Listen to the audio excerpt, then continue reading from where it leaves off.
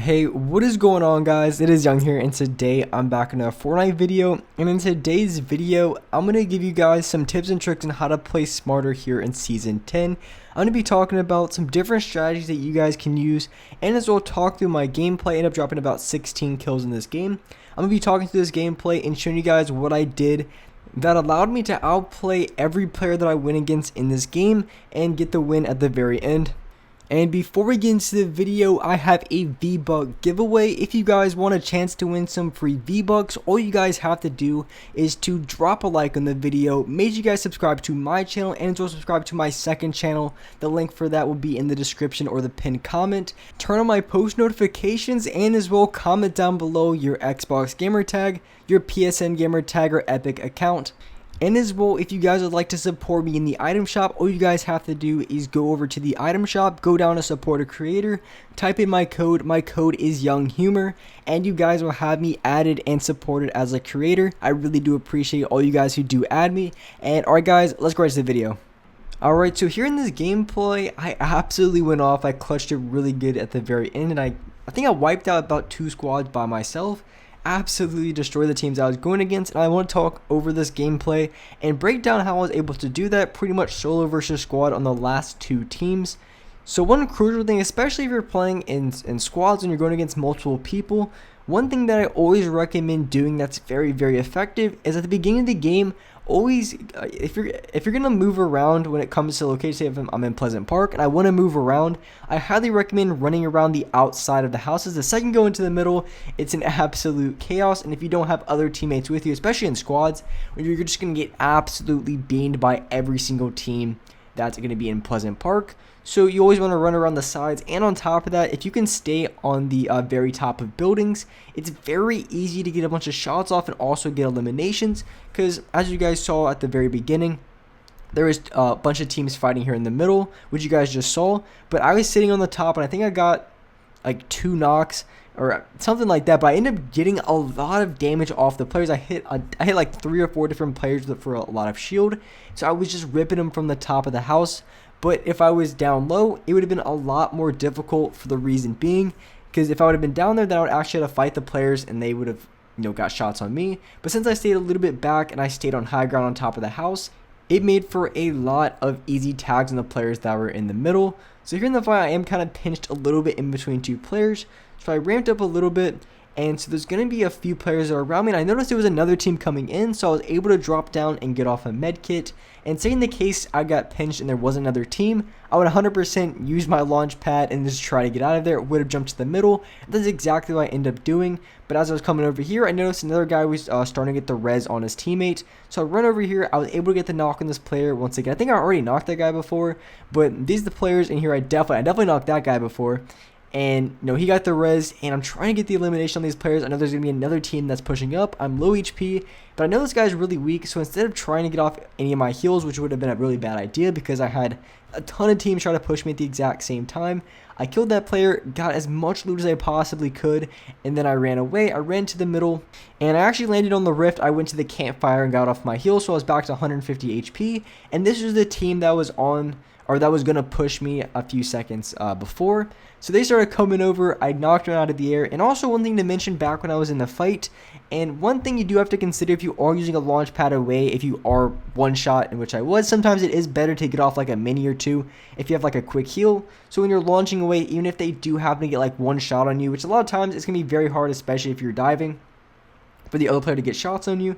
But if you are running away using a launch pad, it can be very beneficial to maybe get off a heal if you possibly can. So in that case, if you are to get tagged like maybe once or twice, you can live off of that, because for me, I had no HP, so if I already got shot once, I would have died.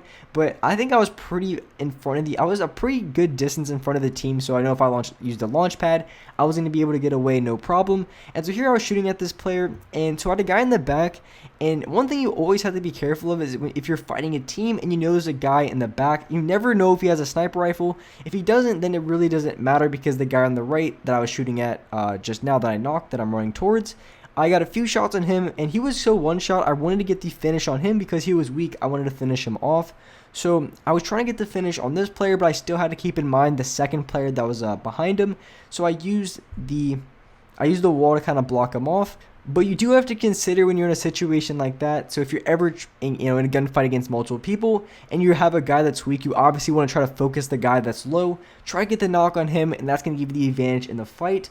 But you do have to be very careful because a lot of people in this game pick up sniper rifles, so you can easily be running into a player, maybe you're trying to get some shots on his teammate, and then the guy peeks over and snipes you in the head for 200 damage. That's happened to me more times than not. So I kind of you always want to try to assume things. So every single time you go into a gunfight, you just want to assume that they have max HP, that they're not going to be low, because that's just one good thing that you always want to try to assume. You always want to assume that they have really good loot, they have 200 HP and a bunch of heals, because that way every single time you go into the gunfight, you're not going to be disappointed if the other player has crazy loot and just, has like 10 chug splashes and 15 minis. It's really not going to be that big of a deal. So always assume that they have max HP, always assume they have really good loot and the best weapons.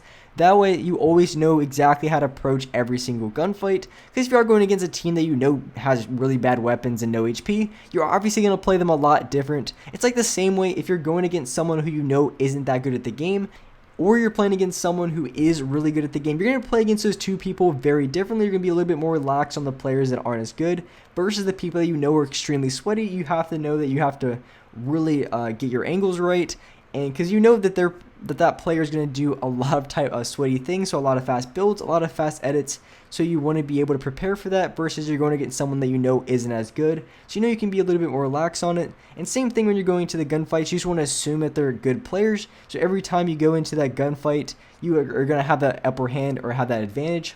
And when I was going against this team, one thing you guys saw me do is I went for high ground, and as soon as I was on high ground, I was getting tags on all of the players.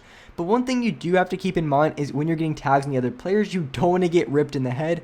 So if you get hit for like 100 damage and it's still like a 1v4, you don't have any knocks, at that point, the chances of you winning the gunfight are pretty low unless you can get off a little bit of heals before they push.